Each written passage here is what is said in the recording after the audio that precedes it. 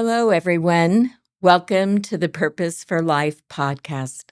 I'm your host, Suzanne Roberts. Grateful to be here with you today. I'm the author of It's Deeper Than That and the documentary It's Deeper Than That, premiering October 15th. We'll put a link in the podcast so you can sign up either to live stream it or come in person if you're in Columbus, Ohio. And I am so excited to have here with us today Alyvia Johnson. And I've known Alyvia Johnson for about 10 years? Does that seem right? Yes, that's great. Yes, 10 years. And I've gotten to see Alyvia evolve and mature and grow and become this incredible human being. And today we're going to take some time to talk about what does it mean to face into financial literacy.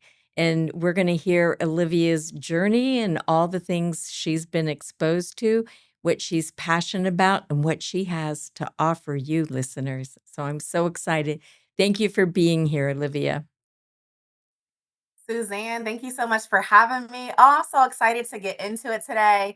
And again, everyone, hi, Alyvia Johnson. And I'm just really centered right now in my life on helping people live life rich on purpose. So I am excited to jump into some discussion today.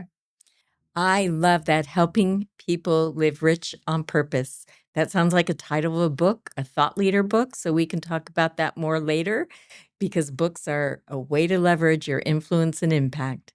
So, can you talk about why that's important to you and how you came to that awareness?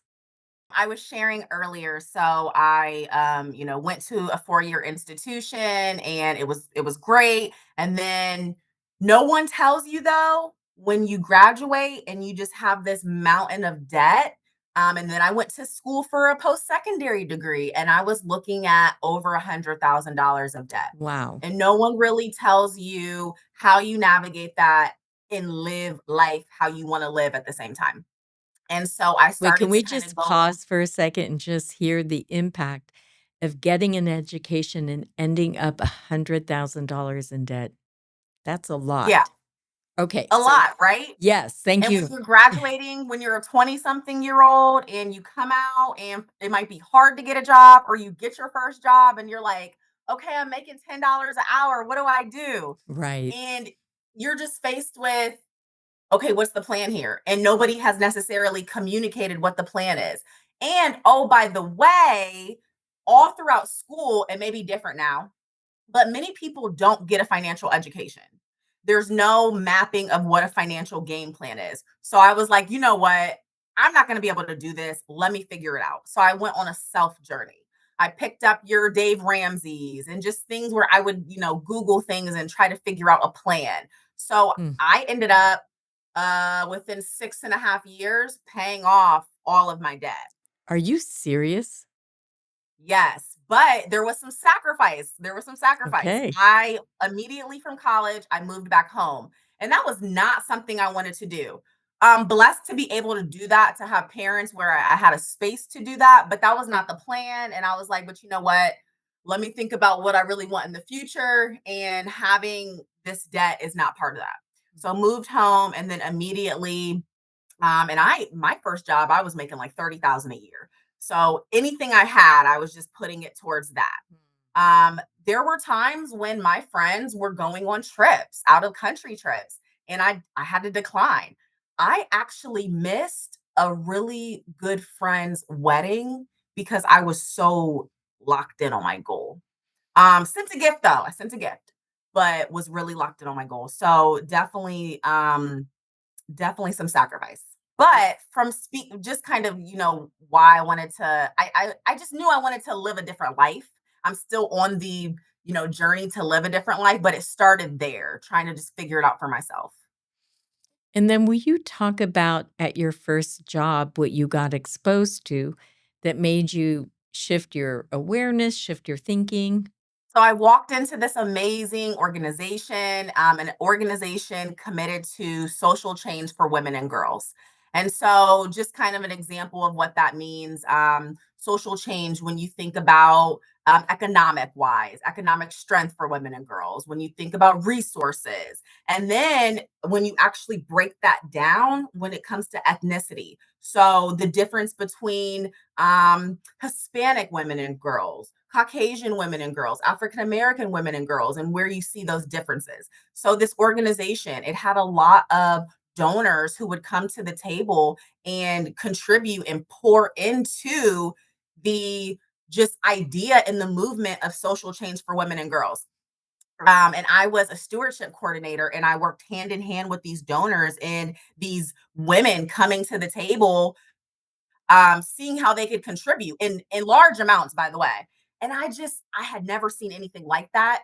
Where people would be able to give more of themselves and give freely, just not only funds, but also time for something that wasn't connected to their basic needs, how they would live, or just kind of consumer for them and their family, whether it's cars or shopping or things like that. Actually, hey, you know what? I care about this. I want to give $10,000 a year so that we can research ways where we can impact women and girls in our community.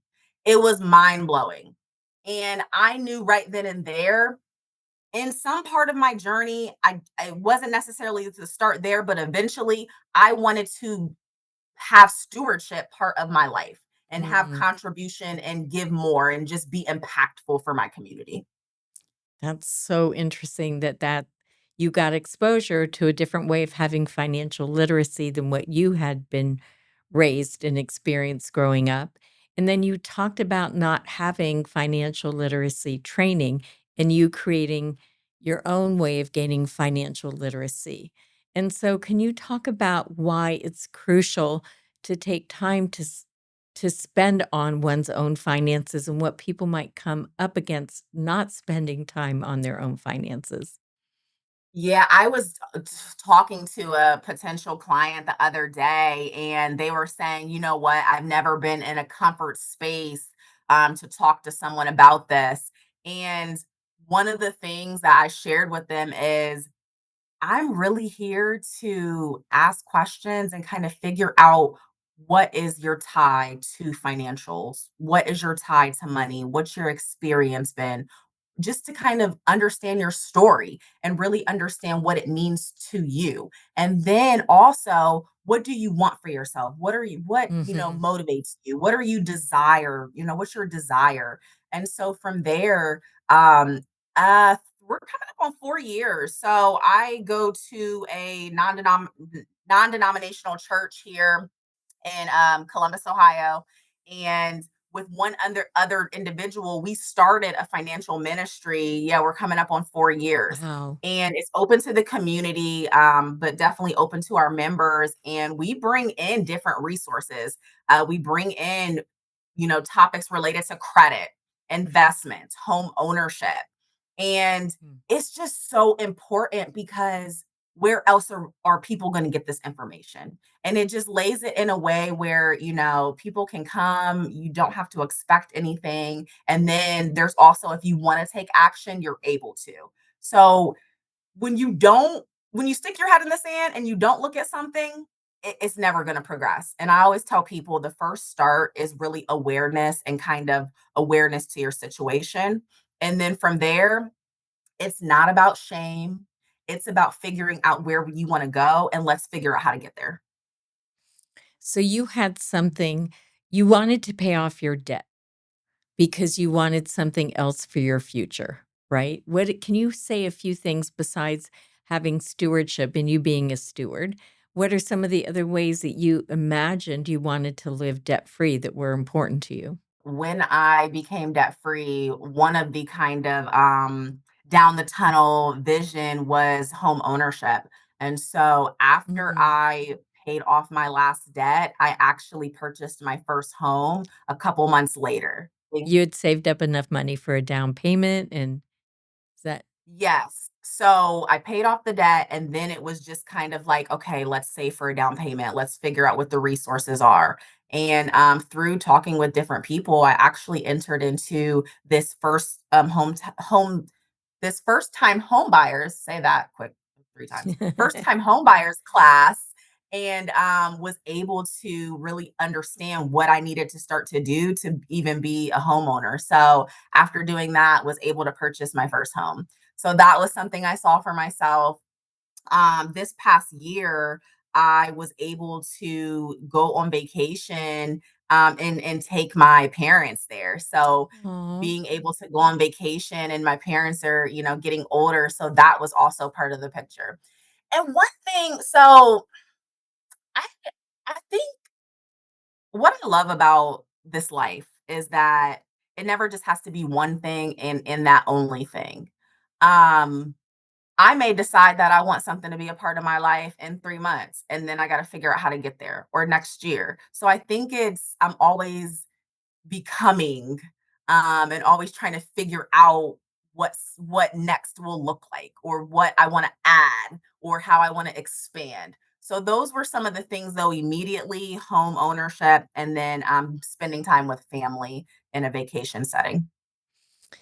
What if people don't have lived in such a limited way for so long that they don't even hope or want something for themselves to then do the dedicated work to get there? Does that make sense? So are you saying I think I understand what you're saying, and correct me if Right. I'm thinking about it wrong. One thing about finances is it's more mindset than anything. And so before you can even go into activation, one of the things that I like to do is talk through education. So I don't know if you've experienced this, but with other things and finances, sometimes we do something because somebody told us to do it, and we didn't really understand what was happening, and we just did it. And what I really like to talk with people is the education piece behind whatever it is that we're, talking about, so that they can actually really have a viewpoint about it. They can connect it to their own life and life experiences to see if it's something that works for them, to then start to, do the mind shift. One of the things, though, about finances is if your mindset is not already there, it's going to have to get there. Where And is that it going to have timeline, to get? Tell me where you have to get with your mindset. I think that mindset is something where if you've always done something a certain way, or it's generational, that's just how you know it to be. And I think with the education piece, you can come in and show something different. I But see. just because someone shows you something different doesn't mean it's going to connect right away. That mindset timeline is so different for every person. And what may take one person something quickly to be like, okay, you know what? I've been doing it this way. Now I see a different way. Let me move towards that. It may take somebody years to make the connection and get that way. But what I say is, I'm always here. I'm always going to share the education. I'm always going to be willing to have the conversation. And when that person's ready, I'm going to be there to help. And when you say help, can you say, besides education, what are some of the very specific ways that you do help? Yeah. So I mentioned before that a lot of people, or many people, don't get a financial education. That also kind of trickles down to having a financial game plan, and then also having a financial coach. And so when I am with my clients and individuals, it is truly a partnership. And we are creating a financial plan to lead towards financial independence. And one thing that I do, we do a financial needs analysis, very comprehensive, looks at cash position, looks at, debt. We have an amazing debt accelerator program I work with some of my clients on, and we find a financial independence number. And that number is what your number is to whenever you want to, I'll use the word retire, but say repurpose, or however somebody wants to phrase that. But one of the things that I, share is that our employers are really only meant to probably help us, towards retirement, or for financial freedom, about 40%. The rest is up to us. So we do that through investments. We do that through income protection. Some people are looking for trust and wills. Some people with children, we're able to make sure that children are set up with their investments accounts. So we're thinking about that legacy and actually creating a comprehensive wealth plan. So those are just some of the areas. That's really exciting. You seem really passionate about this, Olivia. Why does it mean so much to you? I don't remember if I mentioned, I do this part-time, and my full-time job is in human resources. And I did some content on this on my one of my social media pages about really the alignment with HR and finance. And both are really about people, growth, and freedom. And so when you think about HR, you're helping people navigate the workplace. You're helping people think about, development of themselves, growing in their careers. Finances is the same way. So we're thinking about growth, growing our assets. We're thinking Mm, about using money as a tool. We're looking at it to create freedom and legacy. Um, it is so important to me because it's something that I necessarily wasn't taught as a child, and I have been to tables where um some families don't necessarily have that access. I mean, even stats show that about 25% of American workers have less than $10,000 in their retirement savings. mhm. You're going to be working forever, and I don't want that for anyone. Another thing I saw was that 35% of Black families don't have a retirement account. I'm part of the African American community. And when I think about my community and just people in my community that I'm close with, um, it is not necessarily heavy on wealth building and Right. investments and having assets. And so that is something where I can have impact in my community, for all people, but especially in my community. That makes a lot of sense. I remember Elsie Johnson at Zora's House talking about that, that, rather than seeing Black women as at risk or whatever, but they're a great promise for wealth, and how to build generational wealth and how to put yourself in that playing field. And I love that you're Definitely, making that an opportunity for your community. Is it definitely. so when you how do people get a hold of you on social media? Because I get to hear you on social media, which is why I wanted you on my podcast because I saw you. I mean, I knew you were in HR. And then I hear you on the podcast talking about financial literacy and financial education, and I'm like, "What is she up to? I want her on my podcast." So, but how can people watch you on social media, and then how can they get a hold of you as a financial coach? Yes. So I am mostly on all platforms. So on Facebook, it's just going to be my name, Alyvia Johnson. YouTube, Instagram, even TikTok. I'm figuring TikTok out. It's going to be Live Rich Network. So I mentioned in the beginning, I am all about helping people live life rich on purpose. So you will find me by Live Rich Network. I really just want people to know that you don't have to settle for survival. Wealth is possible with knowledge and strategy. And I am available to help people set strategy. You can book a introduction call with me. I will make sure that my calendar link is listed. Thank you so much. I do have another question for you. Can you talk about some of the mindset um, negative thinking around money or how shame might show up or what are some of the barriers that our minds hold that aren't actually accurate? Yeah, that's a great question. So I think one mindset that I think is just deeply rooted, Americans, but also I've seen in the African American community is consumerism. And so when you have a mindset where you are always consuming first and not investing in yourself first. Mm, And we see that you can see that in, well, I spend on cars before I put away $5 for my emergency fund. If you really look at and break, and I don't have these numbers in front of me right now, but if you break down the collective buying power of each race within the country, and then you compare that to retirement accounts I mentioned, or just investing, period, it's not equal at all. How are we putting that much money out, but we're not building ourselves up?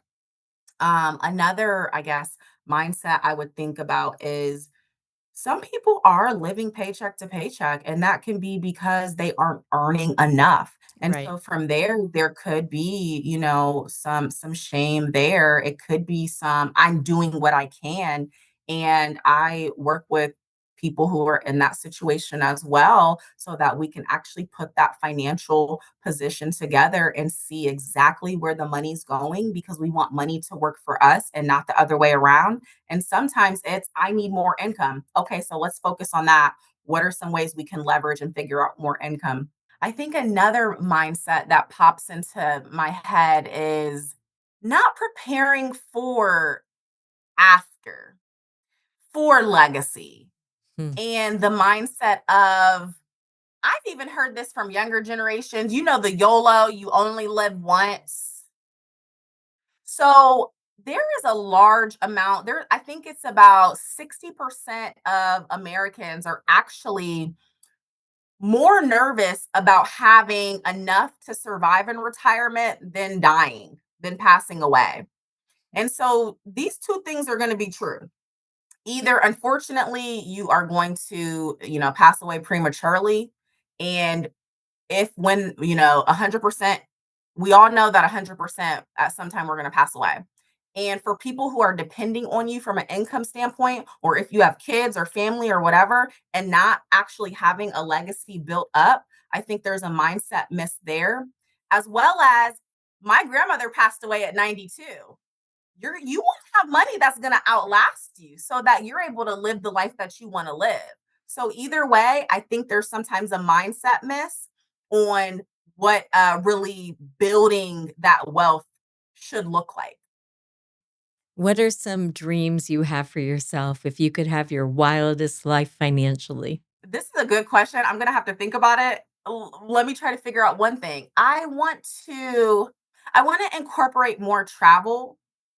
Um Eventually, when I may decide to do financial advising full time, and so being able to do this and travel at the same time, I can talk to a client from wherever I am, virtually.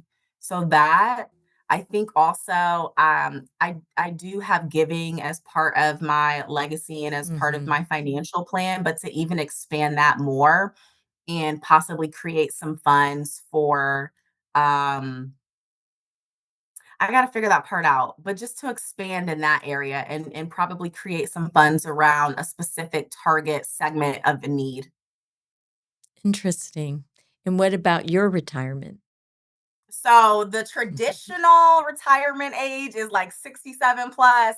That is not going to be your girl. I'm not doing it. I am not doing it. The thing is, though, I will say, I think it's more so going to be a repurpose. Do I think that one day I'm just not going to do anything? I don't think that. I'll just be able to kind of move a little bit more freely and independently from your corporate 9 to 5 structure. I still want to be an impact to my community. So I definitely see that in a retirement repurposing phase, but it is not going to be 67 plus for me. It's going to be about 50 years old.